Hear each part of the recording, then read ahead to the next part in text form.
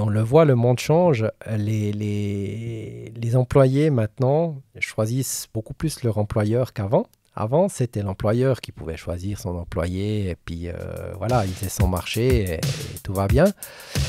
Maintenant, c'est plus comme ça.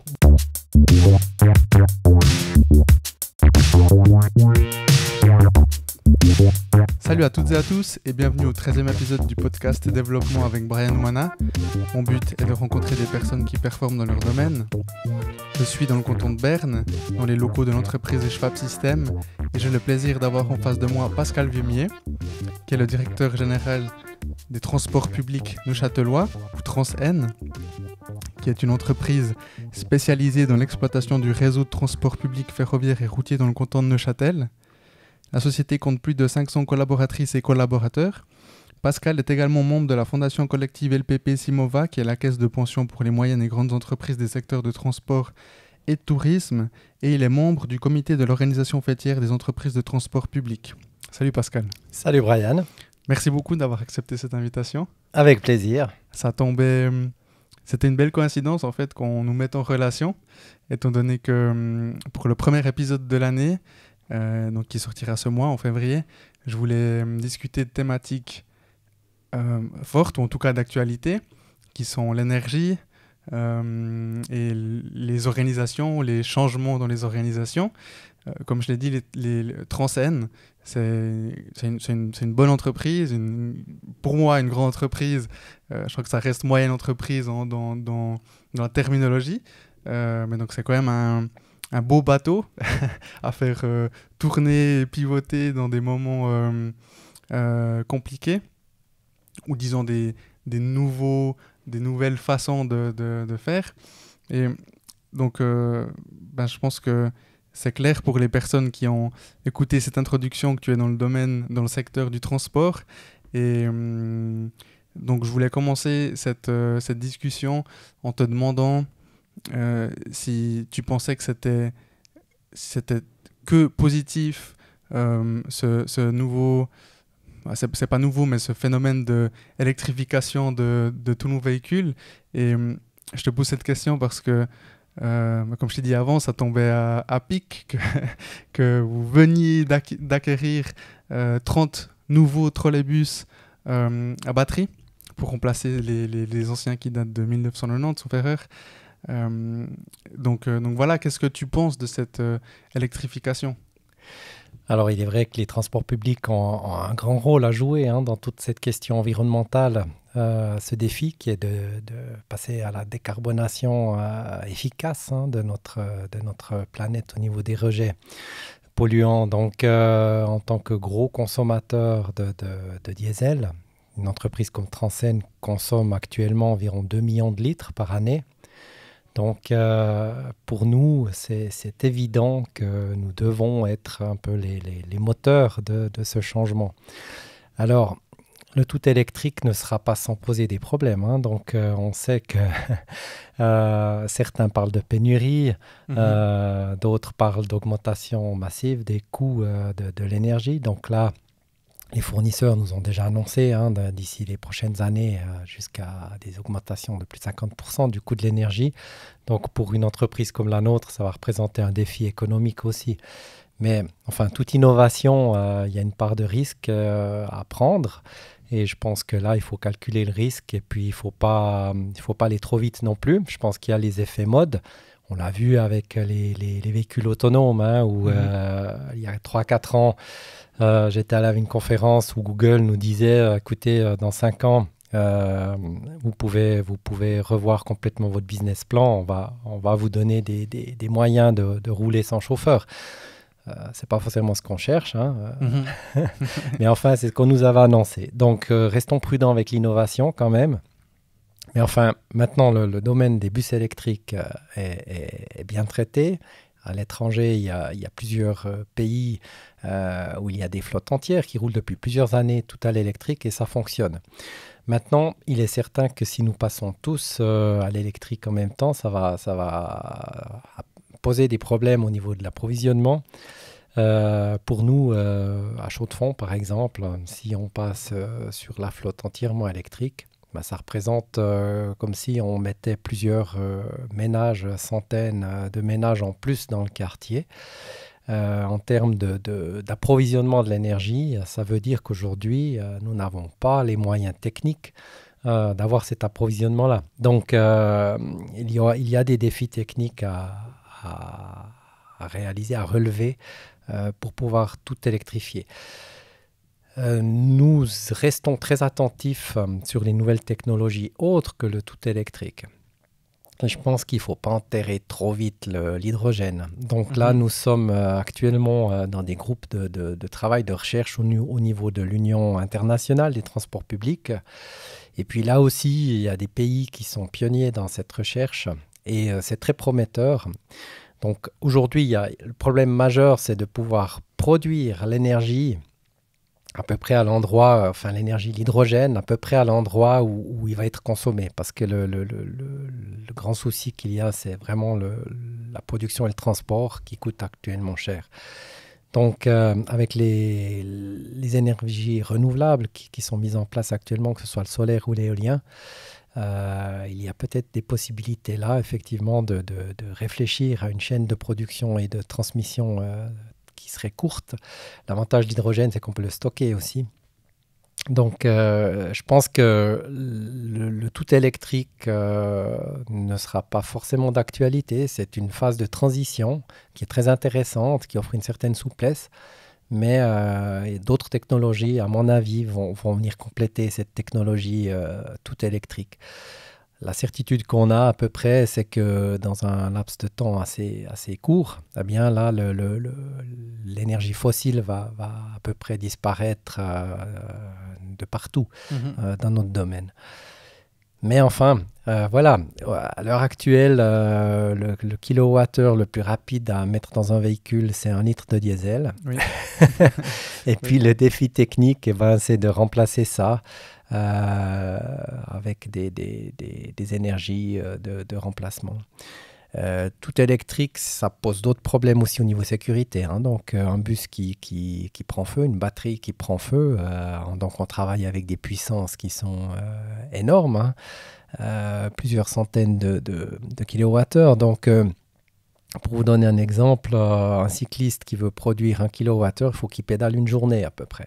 Donc, ça donne un petit peu l'idée de ce qu'est 1 kilowattheure et l'ordre de grandeur.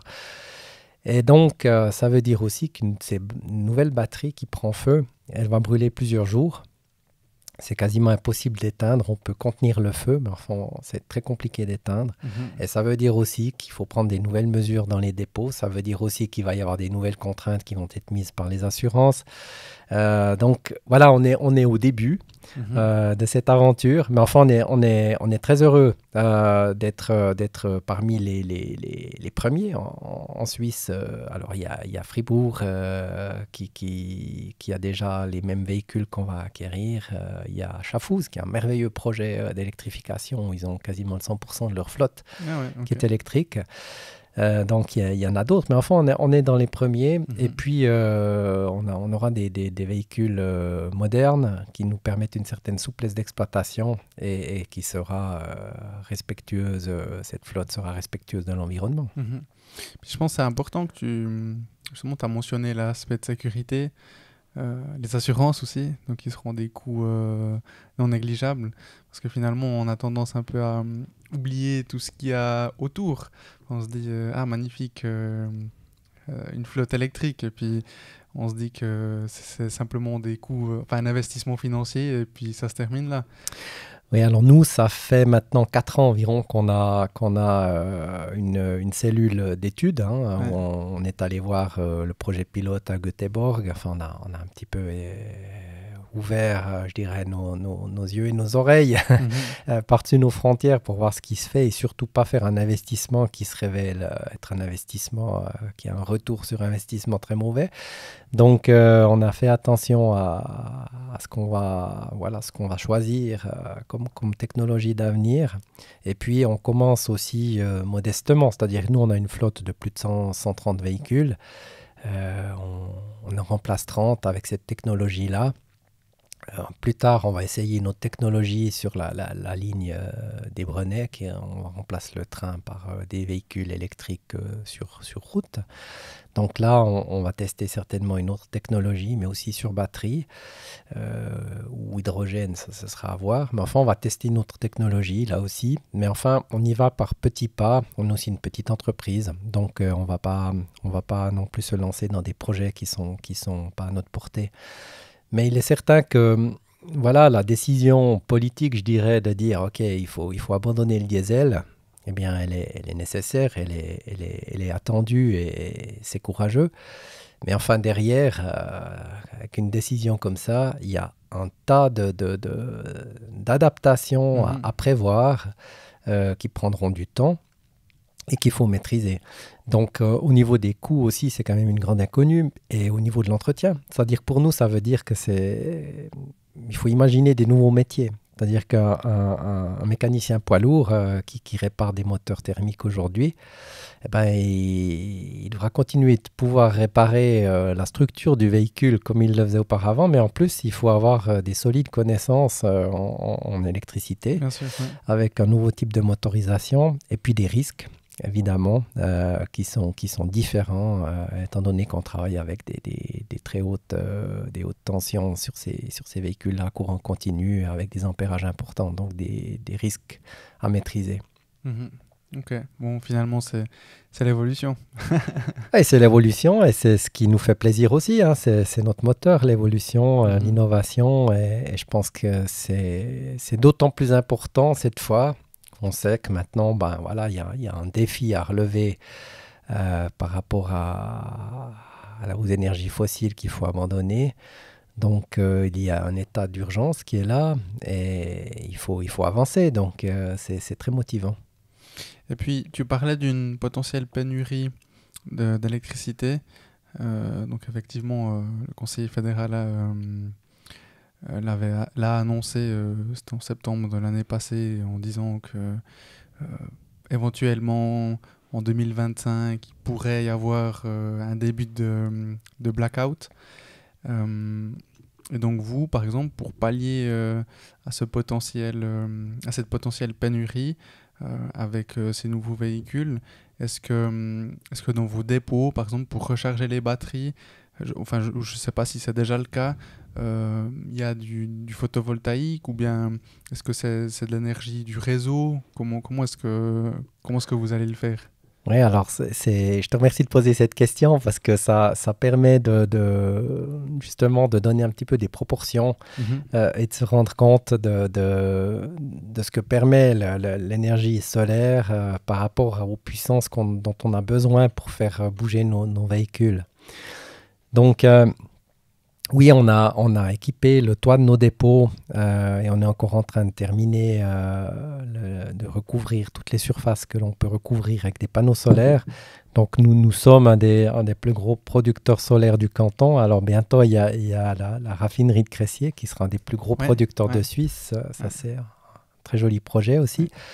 Mais enfin, actuellement, nous sommes parmi les plus gros producteurs du canton d'énergie solaire. Donc ça permet effectivement d'alimenter un petit peu notre propre consommation. Mais si on prenait une centaine de véhicules chez nous, thermiques, et qu'on les transforme en véhicules électriques, pour pouvoir recharger toutes les batteries de ces véhicules avec le solaire, il faudrait construire à peu près 20 fois le stade de la Maladière et le recouvrir de panneaux solaires. Voilà, ça donne un ordre de grandeur par rapport à la puissance nécessaire. Et Dieu sait si on a fait des progrès dans les panneaux solaires au niveau de leur puissance. C'est vraiment efficace, hein.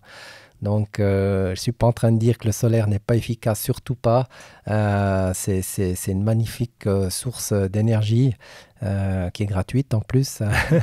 Mais par contre, on a oublié, grâce à l'énergie fossile, la quantité d'énergie qu'il faut pour faire 1 kilomètre, quoi. Ouais, c'est clair.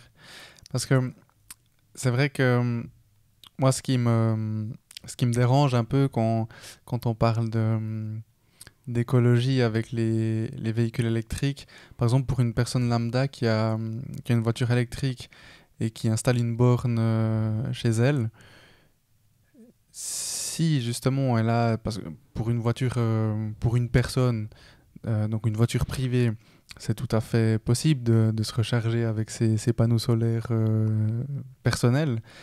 Par contre, effectivement, alors là, dans votre cas, on est dans une autre dimension, Ouais. si je peux dire Mhm. ça comme ça. Mhm.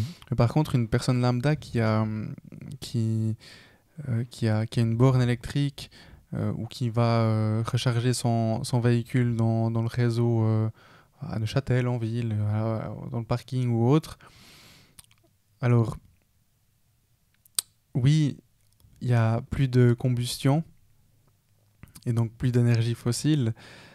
Mais j'ai l'impression qu'on oublie que finalement cette énergie, elle vient quand même des centrales, Mhm. donc des centrales nucléaires par exemple. Et, hum, et en plus, il y a un autre facteur qui est le coût de production de ces batteries, qui, bah, comme tu l'as dit, hein, le photovoltaïque, c'est pareil, ça a beaucoup évolué. Et les batteries, ça évolue. C'est plus récent que le photovoltaïque, mais ça évolue. Mais par contre, tous les matériaux nécessaires qui sont des métaux rares, ben on oublie parfois que le coût de production est énorme en comparaison avec un véhicule bah, diesel, par exemple. Mhm. Donc, c'est pour ça que je te posais la question, en fait. Et c'est pour ça que je trouve que c'est très intéressant parce que moi, je suis complètement d'avis. Il faut changer. Là, à mon avis, il y a même plus de débat autour de ça. Il faut qu'on s'adapte et qu'on sorte de ces énergies-là. Euh, mais c'est comme tu as dit, c'est complexe. Enfin, il y a Ouais. beaucoup de points à poser sur la table et ouais, c'est compliqué. Mais c'est pour ça que je pense que la batterie, le tout batterie est transitoire, c'est Mhm. pas définitif. Ça pose d'énormes questions aussi au niveau de la société. Je veux dire, qu'est-ce qu'on est d'accord de faire ou pas? C'est-à-dire, est-ce qu'une entreprise comme Transcend ferme les yeux quand elle commande un bus pour savoir où et comment sont produits les batteries? Mhm. Est-ce que c'est des enfants de 15 ans qui sont dans les mines à chercher les minerais? Est-ce que ça nous est égal ou pas? Alors moi, la Ouais. réponse est clairement non, ça nous est pas égal. Mhm. Donc il y a aussi un garde-fou à mettre là autour. On sait qu'actuellement, voilà, c'est le début de cette technologie. Il faudra s'intéresser quand même un petit peu dans quelles conditions sont extraites ces minerais et aussi comment les pays où c'est extrait, Mhm. comment ils sont rémunérés. Oui, Enfin, il y a une notion de commerce équitable là autour dont il faudra se préoccuper tout de même. c'est Donc, clair. nous, comme entreprise publique, on peut pas fermer les yeux là-dessus. On doit aussi montrer l'exemple. Donc, dans nos appels d'offres, eh ben, il y a une notion justement environnementale, sociétale et autres qu'on prend en compte par rapport à cela. Et je pense que là, on va découvrir dans pas longtemps qu'il y a des choses à cadrer clairement. Les métaux rares, les terres et tout ça, oui, ben c'est pas intarissable, hein. Donc, je pense que là aussi, il va falloir cadrer tout ça. Et c'est pour ça que je pense que l'hydrogène a une chance, une grande chance de sortir vainqueur de ce long combat Mhm. entre les Mhm. différentes énergies, parce que là, on résout ce genre de problème, justement. Après, il y a toutes les questions du recyclage aussi. Oui. Donc oui, ça lève un certain nombre de questions de fond auxquelles ben, voilà, on a décidé de s'attaquer à la décarbonation, ce qui est très bien, mais le cadre, il n'est pas clair du tout. Mhm. Donc là, au niveau politique aussi, il y a encore un immense travail à faire, je pense, au niveau suisse, au niveau européen, au niveau mondial, pour régler tout ça. Et pourquoi est-ce que tu penses que l'hydrogène, il a été... Enfin, on est parti avec l'électrique très rapidement, et puis on a un peu oublié l'hydrogène. Alors, l'hydrogène, à mon avis, il est venu un peu trop tôt. comme solution de test. C'est-à-dire qu'il est arrivé dans une période où il n'y avait absolument pas de contraintes. C'était des hypothèses et une vision sur le futur, avec un pari sur le futur qui arrivait peut-être un peu tôt. Donc Carte Postale avait fait un test important à Bruck, je crois, enfin Bruck, non, en Suisse allemande, près de Zurich, où ils avaient toute une flotte qui avait fonctionné sur hydrogène. Ils produisaient l'hydrogène, ils avaient construit une station pour remplir leurs véhicules sur place. Alors, ça fonctionne, on sait que ça fonctionne très bien, mais à l'époque, c'était plus cher que le diesel, évidemment. Mmh. Et il y avait cette question de la complexité de produire l'hydrogène. Il faut vraiment le produire sur place. Donc, voilà, mais bon, il faut de l'énergie pour produire l'hydrogène, mais typiquement, la raffinerie, elle a des calories à ne plus savoir qu'en faire. Ils vont faire du chauffage à distance et tout, mais peut-être que là, il y a aussi de l'énergie à récupérer encore. Il y a peut-être d'autres industries dans le canton qui peuvent aussi contribuer à pouvoir récupérer cette énergie pour fabriquer de l'hydrogène. Enfin, on est au début. Et ce qui a changé la donne, il y a cette notion d'urgence avec le changement climatique, c'est clair, les décisions politiques qui ont changé la donne. Et en fin de compte, les constructeurs, Mercedes, MAN ou Volvo, pour eux, le plus simple, pour rapidement pouvoir mettre un produit qui est industriel en série, c'était la batterie, quoi. Parce qu'on a assez de recul pour pouvoir mettre une technologie au point rapidement et à grande échelle. Donc ça, c'est un élément. Mais je suis persuadé que là, maintenant, la donne va changer parce que les conditions cadres aussi au niveau financier changent. C'est-à-dire que nous, on reçoit une aide au niveau des carburants fossiles pour tout ce qui est de transport interurbain. On a une rétrocession des droits de douane carburant qui représente pour nous plusieurs centaines de milliers de francs par année d'aide en fin de compte pour utiliser du fossile. Et donc cette aide-là, elle va être supprimée d'ici 2024, je crois. Donc ça c'est des genres de décisions qui vont contribuer justement à pouvoir aussi basculer sur des technologies qui coûtent plus cher que le diesel, ce qui est tout à fait normal. Ok. Et tu parlais, tu as mentionné les politiques qui jouent un rôle très important dans toute cette thématique. Et justement, vous, donc Transen, dans le conseil d'administration, à l'excepté d'une personne, sauf erreur, toutes les personnes font partie de l'État de Neuchâtel. Je crois qu'il y a une ingénieure, et puis sinon, c'est toutes des personnes qui font partie de l'État. Donc, je crois qu'il y a enfin, je sais pas si c'est toujours d'actualité, mais en tout cas, c'est ce que j'ai trouvé sur votre site. Alors, oui, on a un conseil d'administration qui est une composition qui a été refaite au moment de la fusion.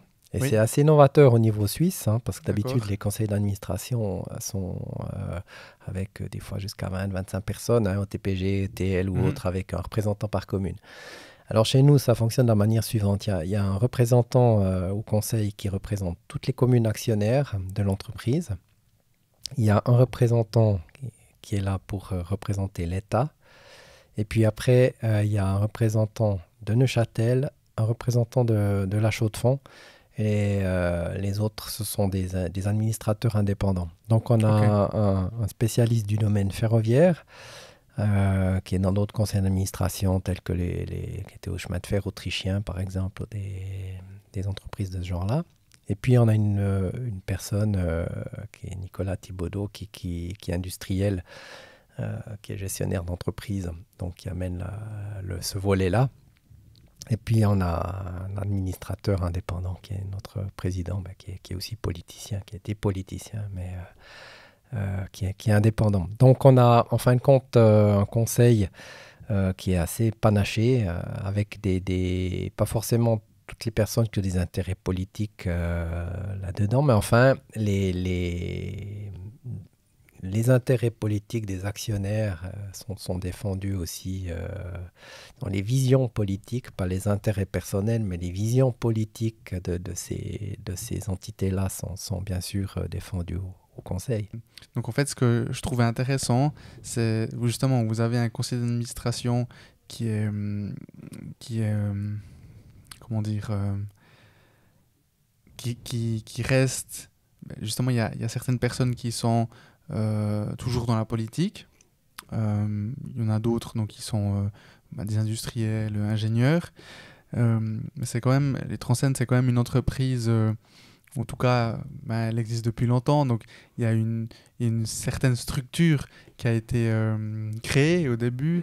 Et on sait que cette structure, c'était concrètement comme la majorité des entreprises étatiques, quand même assez hiérarchique ou pyramidale.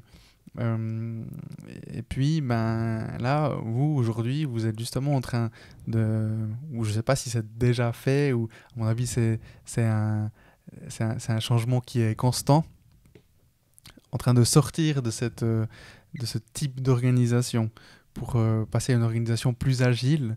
Et donc, concrètement, d'où est-ce qu'est venue cette idée? Est-ce que c'est plutôt toi, ou c'est suite à une discussion dans justement une assemblée générale, ou comment est-ce qu'est venu le besoin peut-être, ou l'idée en tout cas d'amener ce genre de changement? Alors, c'est les conditions cadres qui ont été modifiées et c'est le conseil d'administration qui, en fonction des conditions cadres, a décidé d'orienter la création de la nouvelle entreprise dans le sens que nous prenons maintenant. Donc, concrètement, j'ai été engagé par le conseil d'administration avec la mission de transformer l'entreprise pour qu'elle corresponde aux niveaux conditions cadres. Alors, quelles sont en 2 mots les conditions cadres? Eh bien, on est passé dans les fins des années 90 à une couverture de déficit avec maintenant, au début des années 2000, des entreprises qui ont des objectifs et qui font une offre qui est contraignante et proactive. Donc, en d'autres termes, ça veut dire qu'avant, à la fin de l'exercice, on allait manger avec le secrétaire général au château. On lui disait, il nous manque 23 millions cette année. Il signait le chèque et puis voilà, ça passait dans les comptes de l'État et on passait à l'année suivante. Et maintenant, non, c'est plus comme ça. Heureusement d'ailleurs, heureusement parce que c'est challengeant quand même ce qu'on a, ce qui est mis en place. Pas pour ces raisons-là en tout cas. Donc là, ce qui a été mis en place, c'est un système de concurrence, ni plus ni moins. Alors déjà, au niveau de l'offre, on doit faire une offre comme n'importe quelle entreprise privée va faire, c'est-à-dire qu'on a un coût de production et puis il faut optimiser les coûts de production pour arriver avec une offre qui sera acceptée par l'État. Et puis ensuite, il faut tenir les prix qu'on a annoncés. Et les risques, nous les prenons comme tout autre entrepreneur. C'est-à-dire que si on a décidé que le prix du diesel, pour dire n'importe quoi, c'est 1,60 et qu'il passe à 2 francs, les 40 centimes qui manquent, il va falloir qu'on les trouve en faisant des économies ailleurs ou en cherchant des solutions. Ou des nouveaux clients, je ne sais quoi. Mais enfin, il faudra équilibrer les comptes. Donc ça, c'est une nouvelle donne. Et puis, il y a la concurrence qui est arrivée là-dedans. Donc, les lignes peuvent être mises au concours. Nous, nous avons fait l'exercice. Et puis, des fois, on gagne, des fois, on perd. Donc là, une fois, on a perdu 2 lignes. Maintenant, on a repris une ligne ferroviaire. Ça nous compense un petit peu tout ça. Mais enfin, il y a quand même une concurrence, une mise en concurrence qui est faite et qui oblige les entreprises clairement à travailler comme toute autre entreprise privée. Donc nous avons un statut de société anonyme, tout ce qu'il y a de plus normal, sans statut spécial. Et nous fonctionnons comme ça. Donc ce qu'il fallait faire, en fait, c'était vraiment de transformer l'entreprise en société, je dirais, avec un fonctionnement qui était le fonctionnement qui était tout à fait adéquat avant qu'il y ait ces nouvelles règles. Mais il fallait pouvoir maintenant pouvoir donner suite et être efficace face au marché extérieur. Parce que nous, dans les appels d'offres, là, on a fait des appels d'offres, on a répondu à des appels d'offres pour remplacer, quand il y a des chantiers, le train par le bus, par exemple. On se bat contre des entreprises espagnoles, contre la RATP, etc. Donc, nous, on peut offrir un certain niveau de qualité qui est peut-être pas le même, etc. Mais enfin, il faut trouver le bon point pour avoir la qualité-prix qui convient à notre acheteur, en fin de compte, à notre client. Juste, ces appels d'offres, c'est que dans la région neuchâteloise ou bien c'est... Vous intervenez dans d'autres cantons pour ce genre d'exemple que tu as donné? Alors, par exemple, pour les remplacements des trains par les bus, là, on intervient dans d'autres cantons. Ok. Parce que finalement, à Neuchâtel même, ça peut aussi être... Bah oui, en fait, j'allais te demander si ça pouvait aussi être d'autres entreprises qui pouvaient... Oui, alors une fin de concession... sur une ligne de trafic régional, ils peuvent, le canton et la confédération peuvent décider de mettre au concours. Et puis, après, ça peut être carte postale, ça peut être RATP, ça peut être TPF ou je ne sais qui vient. Donc, on l'a vu dans le canton du Jura, avec la mise au concours. En fin de compte, finalement, c'est Carte Postale qui a succédé à lui-même, mais qui a quand même attrapé pas mal de lignes sur la zone des chemins de fer du Jura. Donc, ça change la donne. Et donc là, ça a obligé l'entreprise vraiment à réfléchir à son organisation pour produire des coûts qui sont meilleurs. Et une qualité qui est meilleure aussi. Donc, c'est très positif parce que le client a une meilleure qualité à disposition. Donc là, la satisfaction client entre 2012 et aujourd'hui, en 10 ans, alors on a plus que divisé par 2 le nombre de réclamations. On a beaucoup plus de retours positifs. Et les enquêtes clients, maintenant, on est à plus de 7 points sur 10 de satisfaction client. Donc, on est dans une proportion qui est bonne. Donc, ça, c'est très positif. Cette entreprise s'est clairement transformée grâce à la structure qu'on a réussi à gentiment mettre en place. Et puis...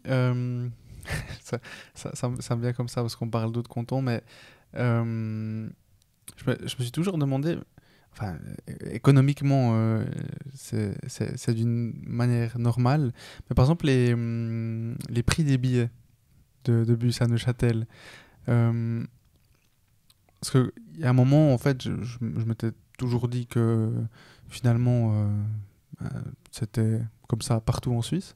Quand je dis comme ça, c'est 4 francs 40 pour, je crois que c'est zone 10 et 11. Et puis, il n'y a pas si longtemps, en fait, j'ai appris qu'à Zurich, c'est un peu moins cher, je ne sais plus combien, 2,70, quelque chose comme ça. Ouais. Qu'est-ce qui fait qu'on a ces différences de prix de billets par canton? Alors, il y a déjà à la base une décision politique, c'est-à-dire combien veulent mettre les collectivités publiques pour compenser, en fin de compte, le manque de recettes. Ouais. Donc, tout cadeau fait, entre guillemets, aux clients dans une communauté tarifaire, c'est traduit par un besoin de compensation parce que le taux de couverture ne sera pas suffisant. Donc, après, il y a des calculs savants qui sont faits. Donc, à Neuchâtel, typiquement, il y avait eu un besoin d'augmentation de tarifs dans les années passées. Qui avait été réalisé. Et puis là, on regarde ce qui se passe. C'est-à-dire qu'il y a un certain moment où le prix du billet vient cher et on a moins de clients. Donc, l'augmentation, elle s'annule avec la diminution des clients. Et là, on était à peu près à la limite du prix qui peut être pratiqué. Maintenant, la communauté tarifaire, nous, on représente 70% du volume à peu près. Mais dans la communauté tarifaire, il y a 7 entreprises, dont les CFF et Carte Postale, et BLS et TPF, par exemple, CJ. Et il faut l'unanimité pour se mettre d'accord sur des tarifs. Donc, et après, au final, c'est quand même le canton qui valide ou pas les tarifs. Donc, il y a toujours cette notion de partenariat entre la volonté, les décisions politiques, et puis après, nous, la production de l'offre, quoi. Quand tu dis 70% du volume, c'est-à-dire que 70% du transport régional est fait par Transen. Ça correspond à peu près à ça, Ouais, oui. ok. Donc, sur 100 francs gagnés dans la communauté tarifaire, nous, on va en recevoir Ok. 70. C'est Mhm. ce que ça veut dire, à peu D'accord, près, ouais. ouais. Finalement, c'est vrai que c'est assez logique. Je t'ai donné l'exemple de Zurich. À Zurich, il y a, enfin, je veux dire, tu as meilleur temps de prendre des transports publics que ta voiture pour te déplacer. Donc finalement, voilà, c'est vrai que j'imagine que politiquement, tu as plus intérêt à compenser peut-être un peu plus que dans d'autres cantons. Alors, c'est vrai qu'il y a une question de volume aussi, hein. Donc, en termes de nombre de clients. Donc, les rentrées qu'ils ont au niveau des recettes permet aussi justement de baisser un petit peu le prix, le coût du billet. C'est clair que là, on compare des structures qui sont complètement différentes. Mhm. À Zurich, ben voilà, c'est une ville avec l'agglomération, plus d'1 million d'habitants, avec ça permet aussi de densifier l'offre. Bien Donc sûr. les gens, à ce moment-là, ils réfléchissent plus parce qu'avec une cadence sur toutes les lignes qui est très haute, Mhm. ça facilite aussi les déplacements, de pouvoir se rendre à peu près dans n'importe quelle zone sans devoir combiner son horaire parce que tout à coup on arrive dans un trou où il y a une cadence horaire, quoi. Ouais, ouais, ouais. Alors c'est toute la problématique, c'est que chez nous, dès qu'on sort des domaines qui sont à Neuchâtel, le Grand Neuchâtel, ou à Chaux-de-Fonds, toute la grande zone des montagnes, ben après on est dans des cadences horaires et évidemment avec des gens qui sont éparpillés dans des petits villages. Mhm, mhm. Et donc c'est compliqué de combiner justement cette offre pour qu'elle soit suffisante et attrayante, et en même temps que ça ne coûte pas une fortune. Donc c'est un équilibre à trouver. Mais c'est ce qui fait aussi que dans nos régions, ben, le prix du billet est peut-être un peu plus cher qu'ailleurs, quoi. Mhm. Ouais, ok. Bah, merci pour cet éclaircissement. Mais notre objectif, bien sûr, c'est toujours de trouver la solution pour garder le prix du billet le plus bas possible, parce Mhm. que c'est quand même ça qui va contribuer à ce que les gens utilisent encore plus les transports publics, évidemment. Bien sûr. Moi, j'ai trouvé une bonne solution, c'est le demi-tarif. Merci pour le coup de pub. Ouais, c'est vrai que le demi-tarif, ça coûte pas cher et ça rapporte beaucoup. Oui. Bon, après, je me suis amusé à faire justement le calcul pour voir si je Ouais, l'amortissais ou pas. ouais. Et c'est vrai que tu prends...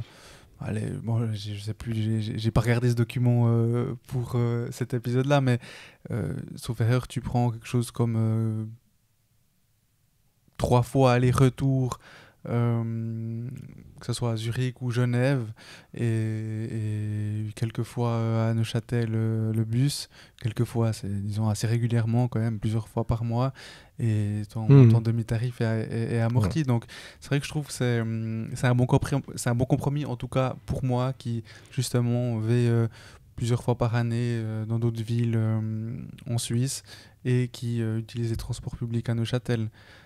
Ça change la donne, à mon avis.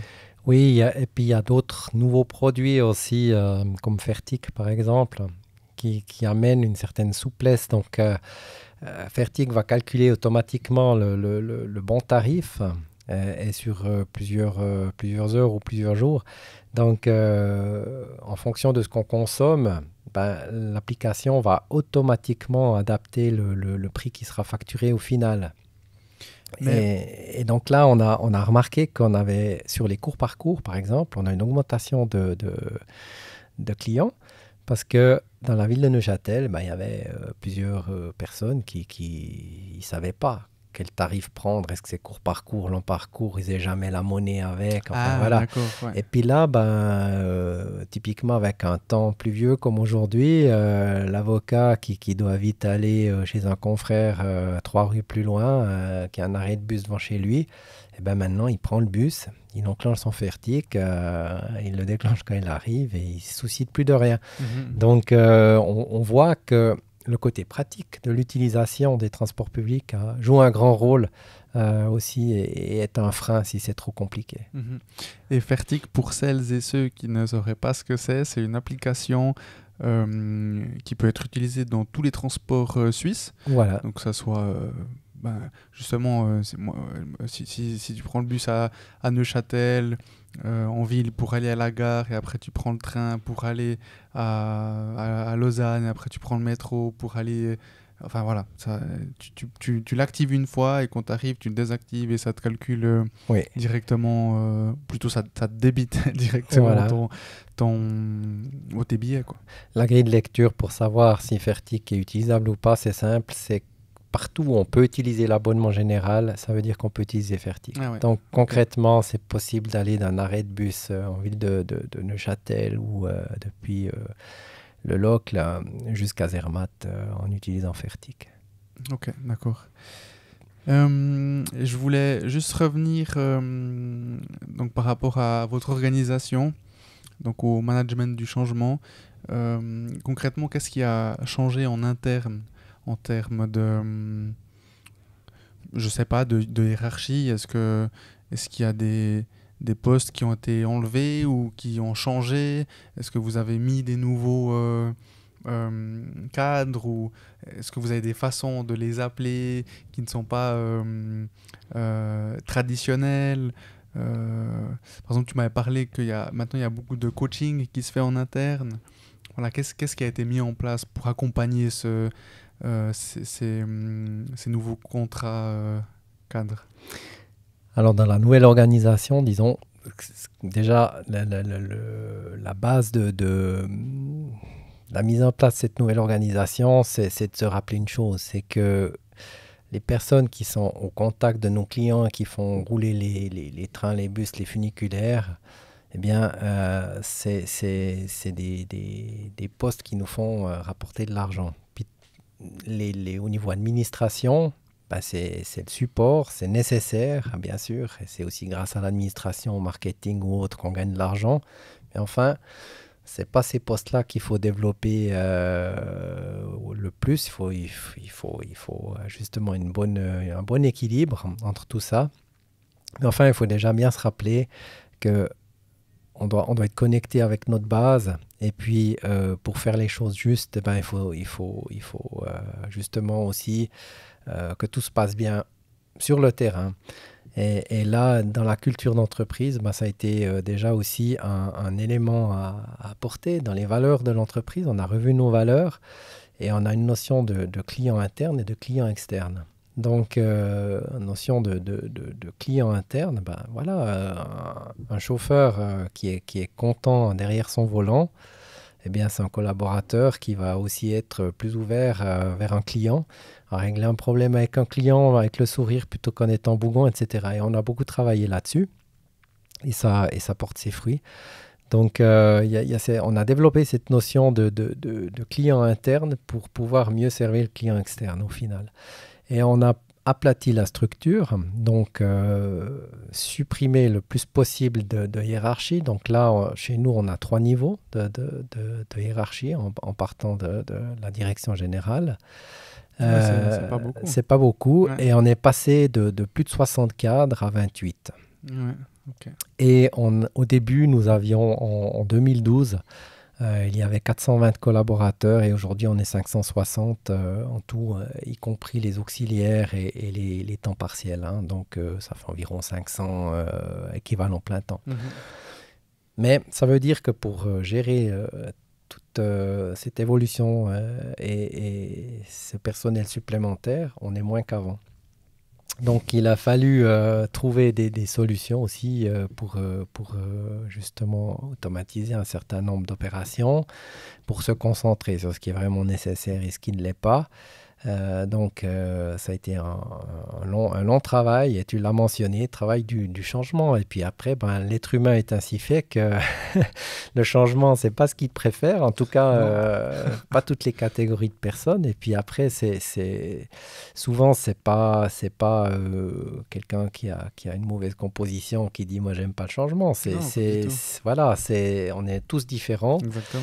Et puis, il y a des personnes où d'avoir des gros changements, même s'ils gardent leur travail, même si ils n'ont pas de soucis à se faire, ça les perturbe.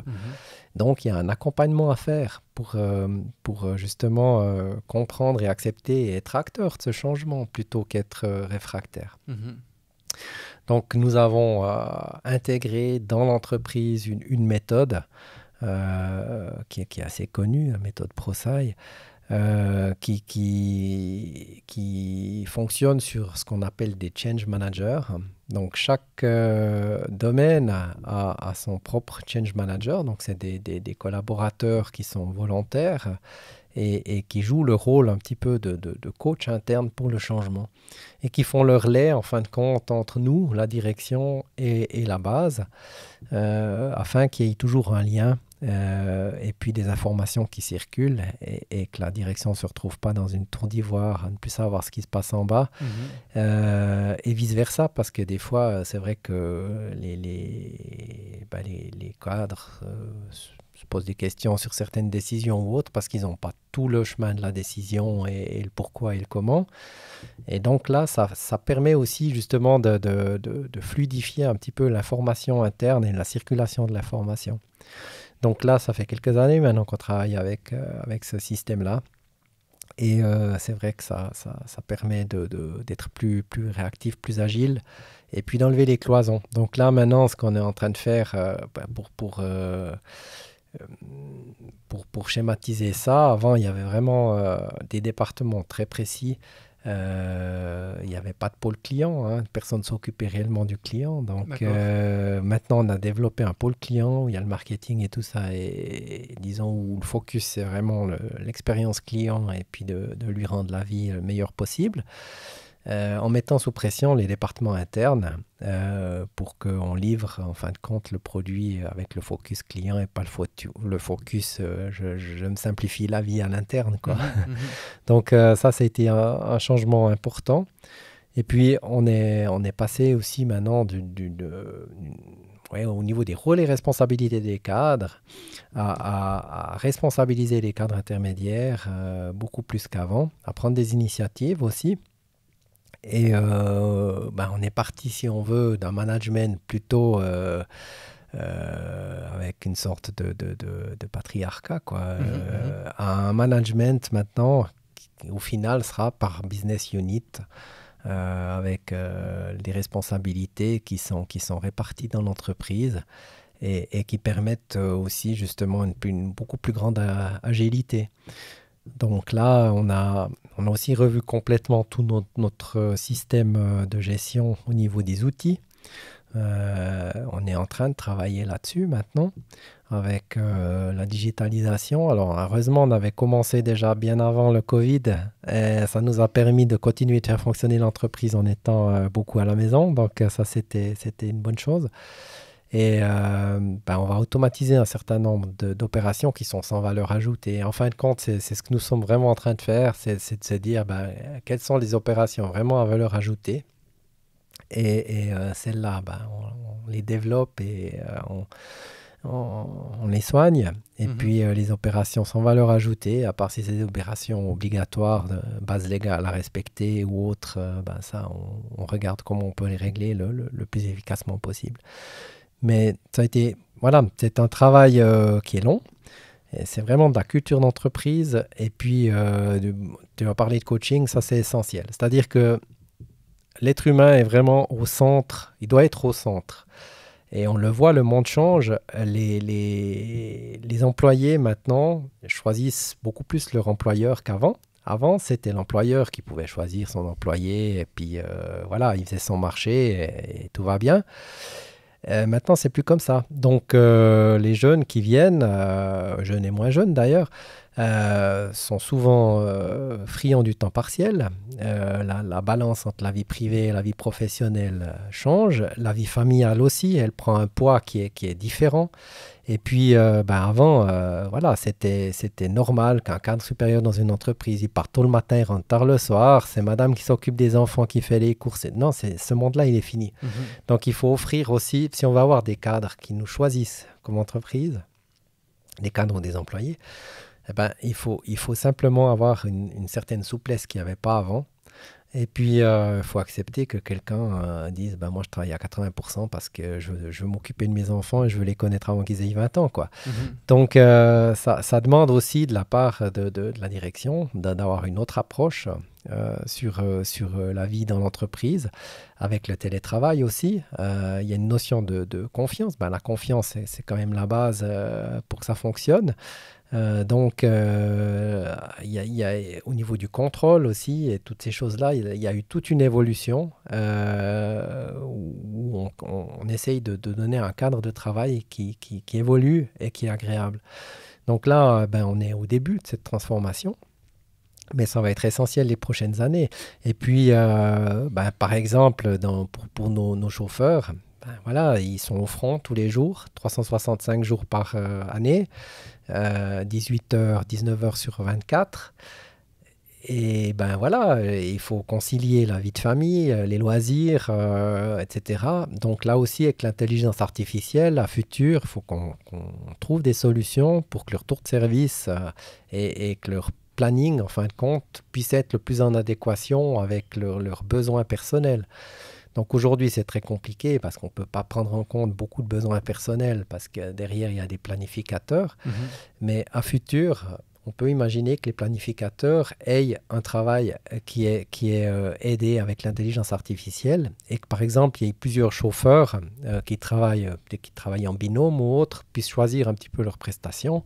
Quelqu'un qui aime bien travailler tôt le matin, qui puisse plutôt choisir ces tours-là. Qui veut travailler le soir, puisse plutôt choisir des tours du soir.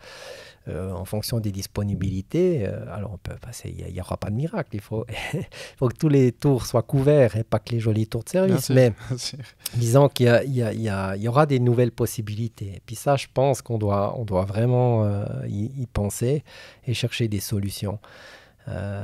Et voilà, on a eu des entretiens d'embauche avec des jeunes qui sont venus se présenter pour des postes de cadre. Une des premières questions qui a été posée, c'est au niveau environnemental, vous faites quoi? Quelle est la charte de l'entreprise? Quel est votre positionnement sur le changement climatique, etc. Et voilà, c'est des questions qu'on n'avait pas avant et qui viennent et qui sont tout à fait légitimes. Donc, on doit se positionner comme employeur maintenant avec une étiquette qui est définie, qui est claire pour essayer d'attirer aussi les futurs jeunes talents chez nous, quoi. Je pense que c'est très bien que les personnes en général aient cette conscience et qu'elle pose ce genre de questions, parce que finalement ça va même obliger certaines entreprises qui ne veulent pas faire changer qui ne veulent pas passer à la nouvelle génération, ils seront forcés de le faire, parce qu'à un moment donné les personnes ne voudront plus travailler pour ce genre d'entreprise. Donc vous, c'est pas votre cas, dans le sens où vous le faites déjà et vous avez compris. Et j'ai l'impression, en tout cas en t'entendant, que c'est aussi une certaines valeurs qui sont propres à toi-même en tant que personne. Et voilà, il y a des entreprises qui, même si les personnes, on va dire, dans le haut des fonctions n'ont pas ces valeurs-là, elles devront... malheureusement pour elles et heureusement pour la société, elles devront s'adapter. Certainement. Donc, c'est certain que les choses s'accélèrent vite, je dirais. C'est un mouvement qui est presque exponentiel. Et la pandémie a mis un petit peu des coups de stabilo au boss sur les points qui font mal. Et pendant le télétravail, on a des cadres ou des chefs de projet ou autres qui ont redécouvert tous les jours de pouvoir manger en famille à midi à la maison. Des papas qui ont pu quitter à 11h30 Teams pour aller chercher leur enfant à l'école et puis reprendre l'après-midi, etc.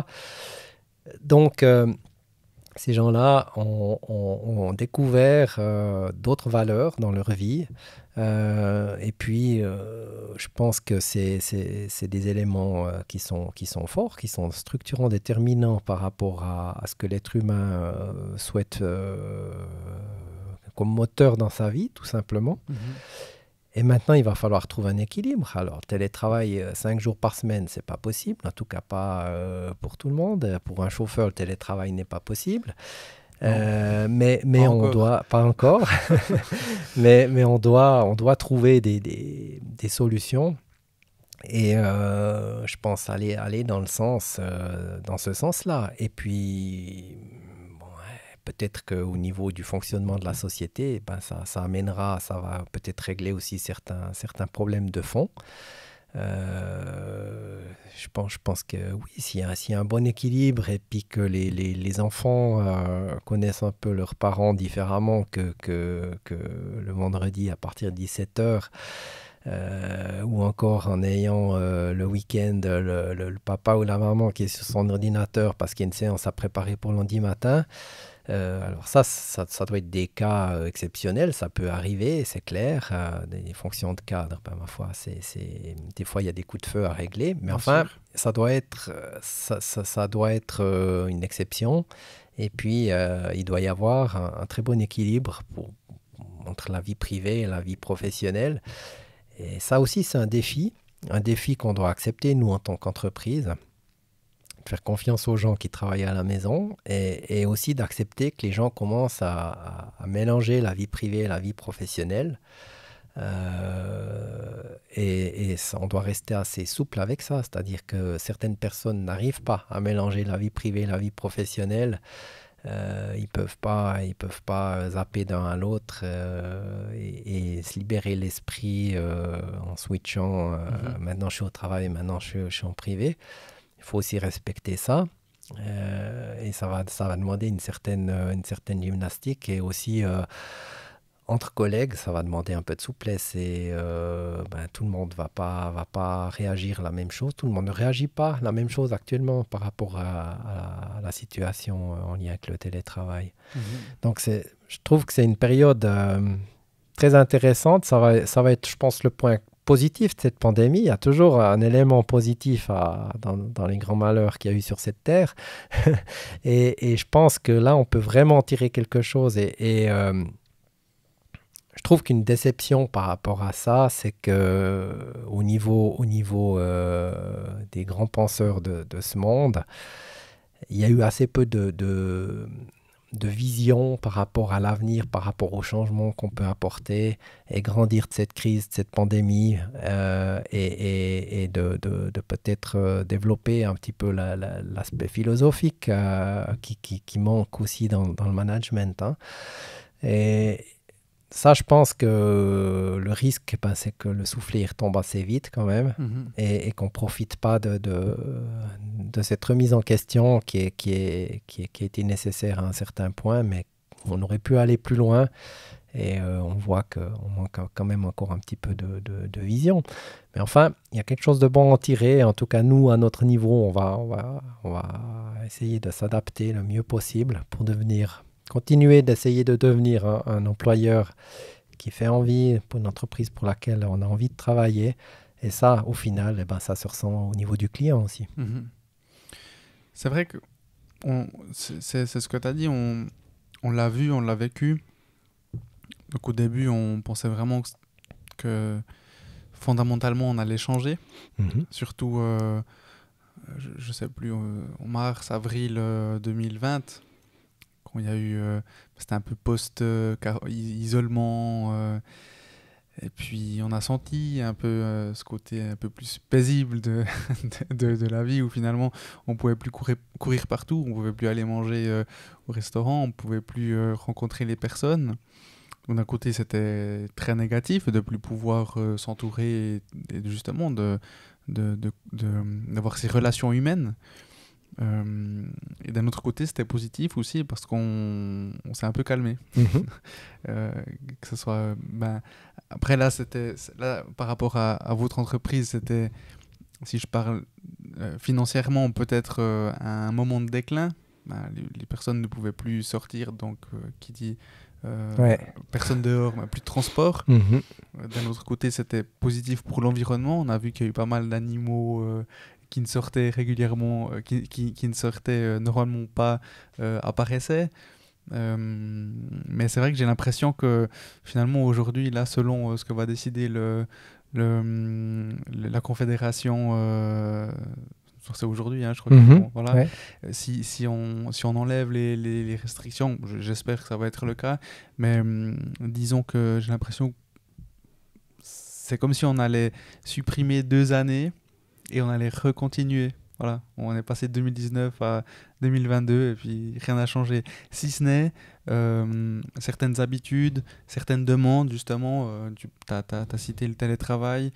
C'est vrai que j'ai beaucoup entendu aussi qu'il y a des nouveaux parents qui ont, et principalement des papas, qui pendant les débuts de naissance étaient à la maison, donc pouvaient être là avec la femme.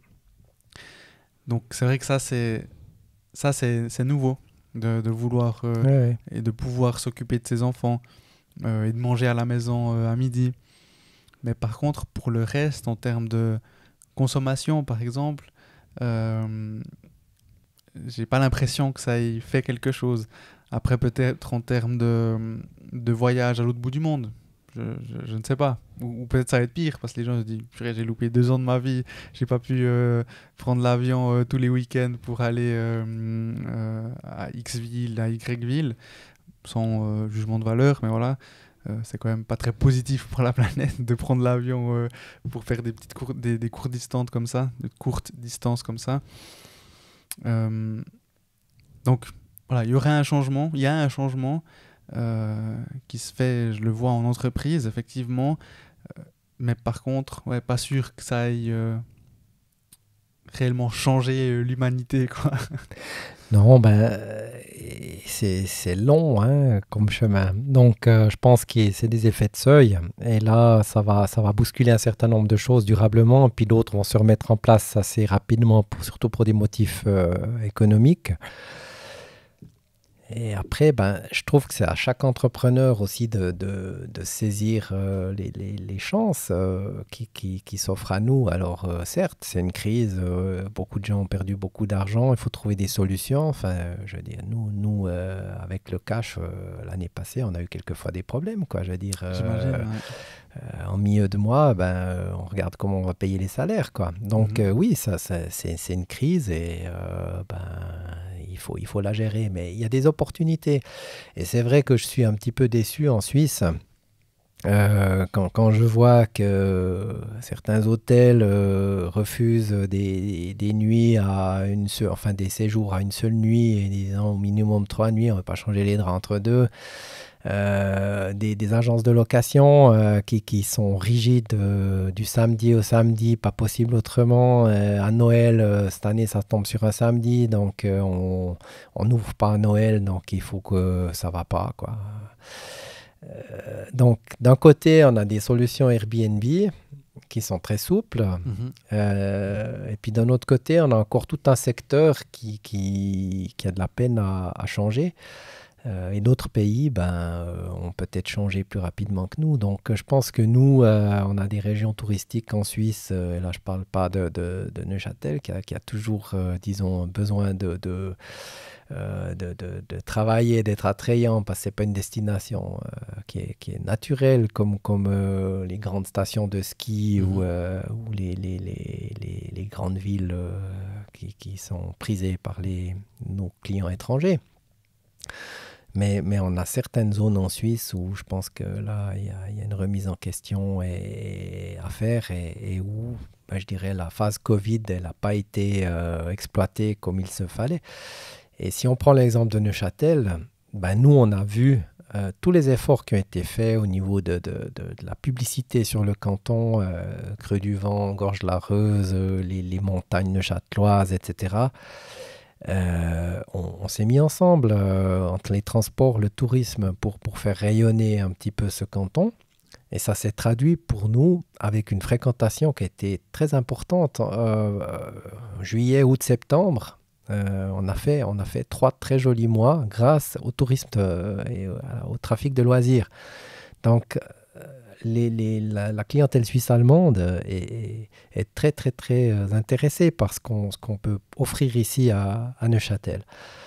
Donc, moi, en tout cas, en ce qui concerne notre canton, je suis assez optimiste pour l'avenir par rapport à ça. Je pense que c'est un canton qui a su profiter de ce qu'il fallait, ce qui était possible de profiter pendant cette crise. Et il y aura des retombées. Donc les gens, tout à coup, ils ont redécouvert ce qu'ils avaient un petit peu vu pendant l'expo.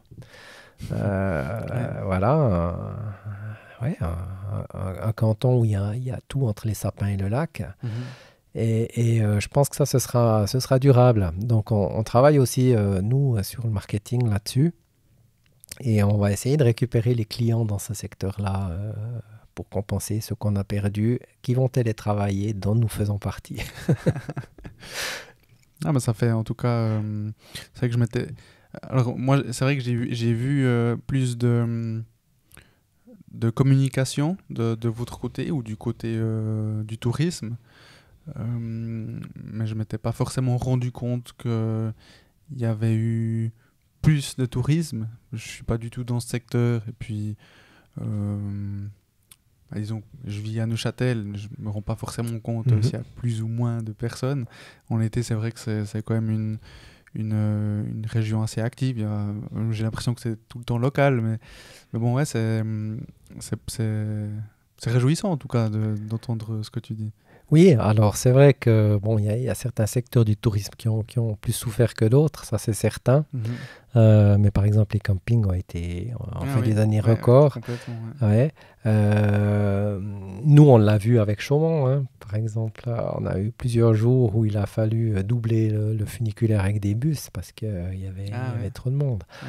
Donc, on a quand même observé certains phénomènes là qui sont assez réjouissants et qui, au niveau du positionnement, nous font réfléchir et on se dit, tiens, il y a une carte à jouer, clairement. Ok.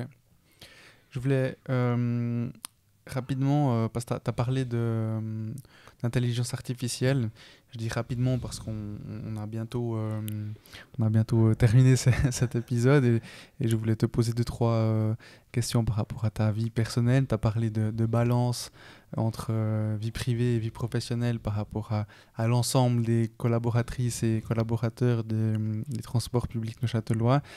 Donc juste par rapport à l'intelligence artificielle que tu as mentionnée, comment est-ce qu'elle serait potentiellement intégrée dans votre structure? Donc tu as donné l'exemple des planificateurs qui planifient de manière, disons, assez stricte et puis après les personnes font en conséquence, ou plutôt travaillent en conséquence.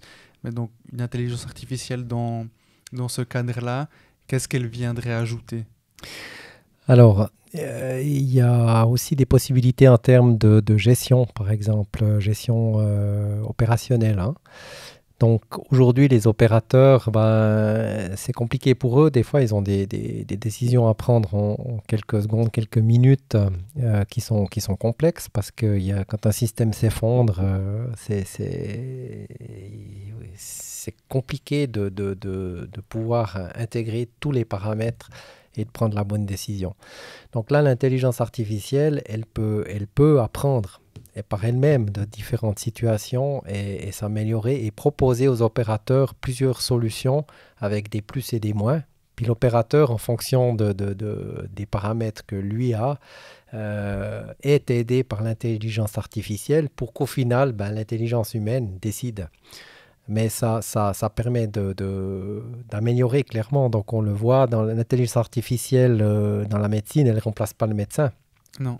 Par contre, au niveau du diagnostic, aujourd'hui, aux États-Unis, dans certaines recherches qui ont été faites, ils arrivent à des taux de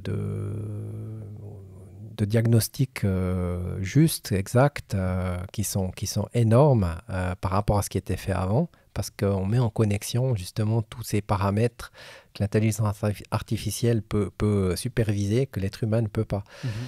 Donc là, c'est un exemple. Ensuite, c'est une aide aussi pour la gestion.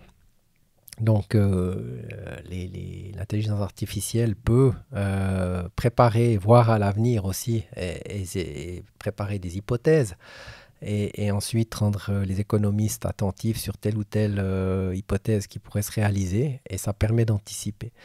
Donc, l'intelligence artificielle, on en est au début dans notre domaine, mais ça remplace pas l'être humain, mais ça l'aide.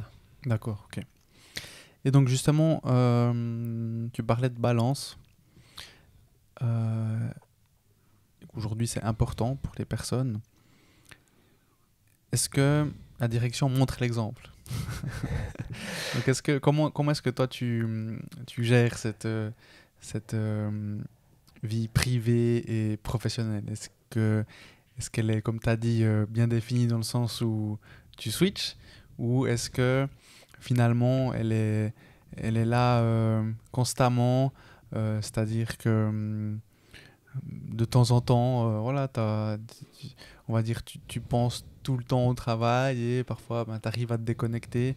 Ou, voilà, je te laisse développer. Le management, pour qu'il réussisse en général, il faut être exemplaire. En général, il faut. Alors, on ne l'est pas toujours, c'est vrai, mais dans ce domaine-là, je dirais que je montre l'exemple, oui, parce que un manager, il a besoin de se ressourcer. On ne peut pas être le nez dans le guidon et prendre les bonnes décisions et prendre de la hauteur et être créatif si on commence avec les mails à 6 h le matin pour finir à 22 h, 6 jours sur 7, c'est pas possible. Donc là, c'est quelque chose que j'ai intégré dans notre comité de direction. On ne se téléphone pas à n'importe quelle heure, on ne s'envoie pas des mails à n'importe quelle heure, ou en tout cas, on ne s'attend pas à ce que quelqu'un réponde à un mail le dimanche après-midi. Bon, après, s'il y a un accident, qu'il faut régler quelque chose, ok. Oui, c'est normal. C'est exceptionnel. C'est exceptionnel. Ouais. Mais sans cela, non, il y a des règles précises quand même sur la vie privée, la vie professionnelle. Chacun doit pouvoir faire le trait et se ressourcer en fonction de ce qui est nécessaire pour lui. Alors c'est vrai que moi, déjà j'aime mon travail, donc le besoin de me ressourcer sur la vie privée est présent s'il y a des situations compliquées à gérer, mais dans la situation normale, disons que là, j'ai tout à fait du plaisir à aller faire 1 heure de vélo entre midi et 1 heure, et puis pendant mon heure de vélo, je vais penser au travail. Mais c'est aussi pendant ce moment-là que je vais peut-être avoir une idée et trouver une solution pour régler un problème. Donc, c'est plutôt un besoin d'effort physique, donc la randonnée à ski, du vélo, du ski, des choses comme ça que je pratique régulièrement pour l'équilibre. Et puis, l'été, la voile. Donc là, c'est un peu aussi parfois mon bureau mobile. Ah oui, ok. C'est un beau bureau, ça. C'est un beau bureau. Ouais. Non, mais c'est vrai que pendant la pandémie, en 2020, là, on a eu un très beau printemps. Et, sur le lac. Et voilà, j'ai pris ma connexion Internet et plutôt que me faire du souci et générer du stress, j'ai essayé de me détendre et de prendre le stress des autres en me mettant dans un cadre. Donc ça, c'est aussi possible, quoi. Je veux dire, c'est vrai que à la maison et tout, c'était compliqué. On ne savait pas ce que c'était encore, cette histoire de Covid, quelle était la gravité. Et je me suis dit, finalement, c'est sur mon bateau que je risque le moins, quoi. C'est clair, et tout ira bien. Donc là, c'est un exemple, mais alors je suis quelqu'un qui n'a pas besoin d'un trait entre la vie professionnelle et la vie privée. Donc je peux très bien traiter un point, traiter un un matin pendant les vacances et après c'est liquidé et je fais mon activité en famille la journée sans repenser à ça. Donc je le vis assez bien. Mais c'est important que chacun puisse ait accès en fin de compte à ces plages qui permettent de se ressourcer, quoi. Et généralement, les week-ends, tu bosses ou pas? Ou ça dépend justement du cas? Alors, en général, j'essaye le week-end, en tout cas plusieurs week-ends, de lâcher prise. Ouais. Alors, de temps en temps, ben, voilà, il y a des choses qu'on n'a pas pu terminer la semaine, qu'il faut absolument avoir terminé le lundi, ou des événements qu'il faut suivre ou autres. Mais disons, par défaut, ben, le week-end, en tout cas le dimanche, j'essaye de 100% lâcher prise. Le samedi, de temps en temps, ben, voilà, il y a des petites choses à liquider encore. Mais je mets quand même en priorité les activités. Si j'ai voilà, j'ai un enfant qui a 8 ans, le plus petit, ben je profite du fait qu'il soit là pour faire des activités avec lui et puis de régler aussi le restant de la semaine ma charge de travail pour être plus libre le week-end. Donc ça, c'est vrai que c'est aussi une chance avec l'électronique maintenant. On peut très bien le soir, tard le soir. Moi, j'aime bien travailler aussi le soir en étant tranquille. Je suis plutôt du soir que du matin. D'accord. Et ben, des fois, c'est ce qui est pratique actuellement. C'est qu'on peut en semaine dire, ben, voilà, je fais un peu d'avance dans mon dossier. Puis après le week-end, ben, on est tranquille. Ok.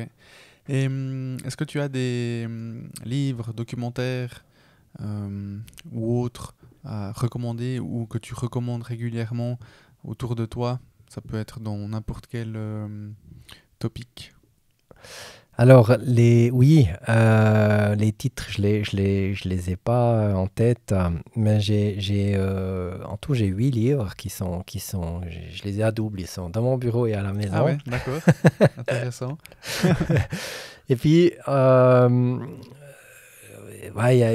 y a un livre qui traite du management moderne. En intégrant l'être humain, justement, dans le management moderne. Comment en fin de compte, faire évoluer cet être humain dans le management moderne ou inversement. Et c'est vrai que je me suis pas mal inspiré d'expériences qui ont été faites par d'autres pour rendre des entreprises agiles, pour pouvoir intégrer les générations X, Y, Z dans les entreprises et comment aussi justement aplatir les structures en termes d'agilité, de sociocratie. Donc, voilà, maintenant, ma lecture, c'est plutôt dans le domaine de la sociocratie avec la notion de co-construction entre toute hiérarchie confondue dans l'entreprise, tout département confondu, mais de se focaliser sur un thème, un problème qu'on veut résoudre ou quelque chose que l'on cherche à innover ou à rénover.